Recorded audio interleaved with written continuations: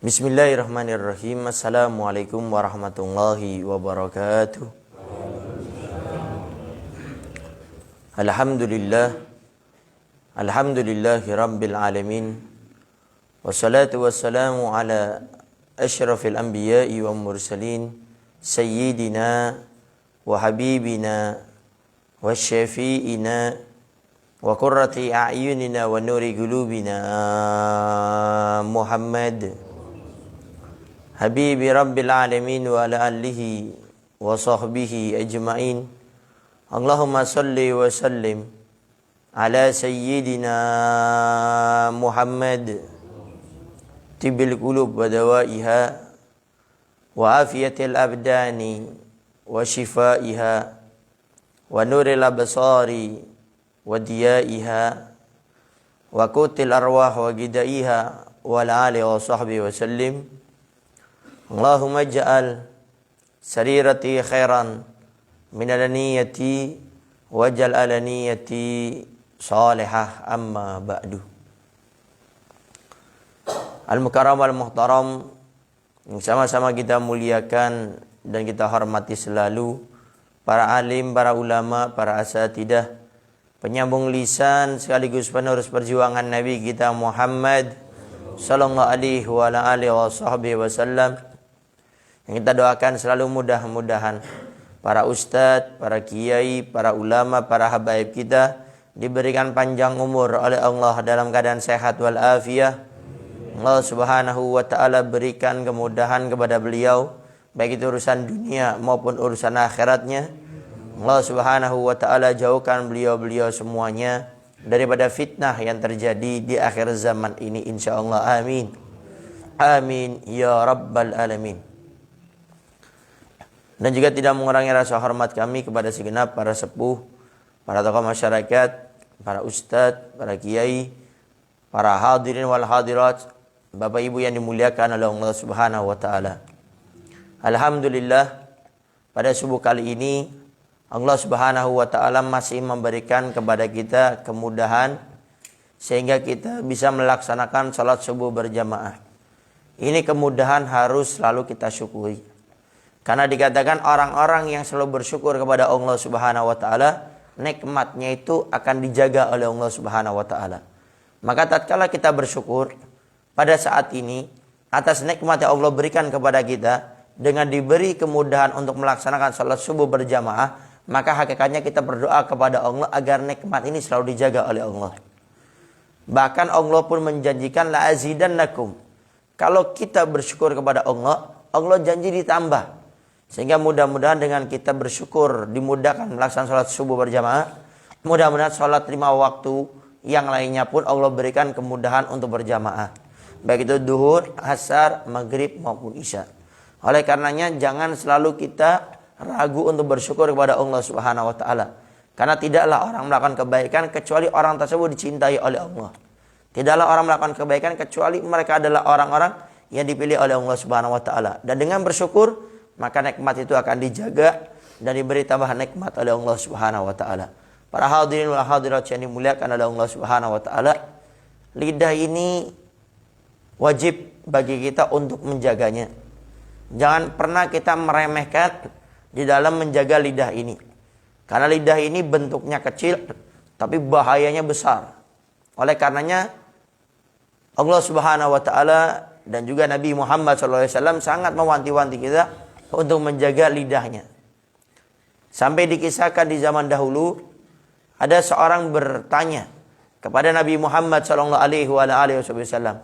wahai Rasulullah, kalau ada seorang muslimah, seorang perempuan solehah, ahli puasa, ahli ibadah, tetapi dia tidak bisa menjaga lidahnya, ucapannya nyakitin orang, ucapannya selalu tidak baik.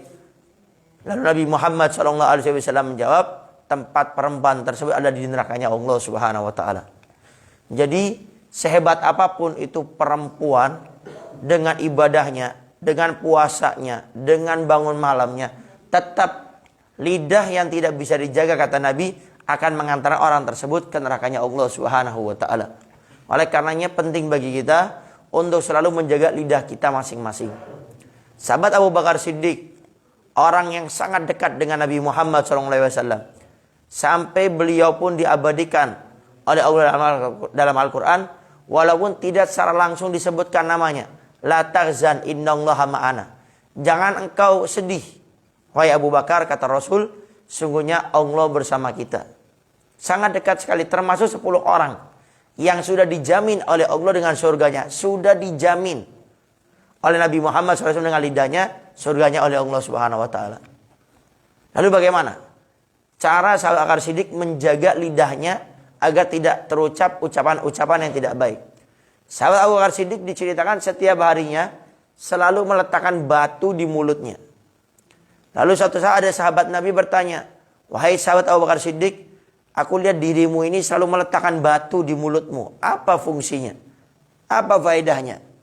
Sahabat Abu Bakar Siddiq menjawab, seraya mengeluarkan batu yang ada di mulutnya. Kata beliau, batu ini akan menjadi rem untuk saya. Kalau yang saya ucapkan baik, batu ini akan saya buka, baru saya berkata. Tapi kalau yang saya ucapkan ini tidak baik, batu ini menjadi rem. Menjadi penghambat sehingga saya tidak akan berbicara ucapan-ucapan yang tidak baik. Kenapa sekelas sahabat Abu Bakar Siddiq sampai melakukan seperti itu? Karena beliau juga merasa khawatir. Bagaimana bahayanya lidah ini di hari kiamat. Kalau ucapan-ucapan dari mulut kita ini tidak dijaga. Ada ucapan kita yang namanya bohong. Ada ucapan kita yang namanya menggunjing ngomongin orang. Ada ucapan kita yang selalu menghina, mengejek orang lain. Ada ucapan kita suka sumpah palsu. Sehingga mulut ini akan menjadi baik dan terjaga dengan batu yang diletakkan di mulut beliau. Sehingga beliau betul-betul menjaga.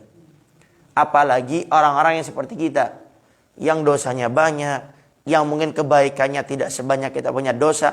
Maka sudah barang lebih pasti lagi kita untuk menjaganya. Cuma mungkin tidak seperti sahabat Abu Bakar Siddiq yang meletakkan batu di mulutnya. Karena kalau kita takutnya banyak ketelannya kayaknya. Daripada menjaga lidah ini agar tidak berkata dengan ucapan-ucapan yang tidak baik. Jadi mulai saat ini setiap kita akan berbicara itu dipikirkan terlebih dahulu. Kira-kira yang saya ucapkan ini baik atau tidak. Yang saya ucapkan ini nyenangin saya tidak di akhirat. Jangan sampai sudah berucap menyakiti orang. Kemudian baru kita minta maaf. Kan banyak orang kadang-kadang bertanya, Ustadz Habib bagaimana kalau saya berbuat jelek kepada orang lain dengan ucapan saya sudah minta maaf. Tapi orang itu tidak memaafkan saya. Memang secara syariat, secara hukum agama, yang penting kita sudah minta maaf, itu urusan dia dengan Allah. Tetapi yang perlu menjadi evaluasi bagi kita, kenapa kita sudah minta maaf, dia tidak memberi maaf kepada kita. Mungkin memang lidah ini tidak bisa dijaga oleh diri kita. Sehingga harus barang pasti kita harus menjaga lidah kita agar tidak mengucapkan segala ucapan kecuali hanya ucapan-ucapan yang baik. Dan ingat ada tanggung jawabnya di hari kiamat. Jangan sampai kita biarkan lidah ini berucap dengan ucapan-ucapan seenak kita padahal kita lupa di hari kiamat ada tanggung jawabnya. Sahabat Mu'adz bin Jabal sampai pernah suatu saat bertanya kepada Nabi Muhammad SAW, ya Rasulullah, apakah kami di hari kiamat akan diminta pertanggungjawaban dengan lidah yang kami ucapkan? Kata Nabi, wahai Mu'adz bin Jabal, kamu lihat di hari kiamat ada orang yang dimasukkan neraka itu wajahnya terlebih dahulu. Dalam riwayat yang lain, hidungnya terlebih dahulu. Lalu Nabi melanjutkan, mereka manusia yang tidak bisa menjaga lidahnya. Mereka manusia yang memanen atas apa yang mereka ucapkan selama hidup di dunia. Maka sekali lagi, ayo kita jaga kita punya lidah dengan kita berpikir sebelum kita berkata.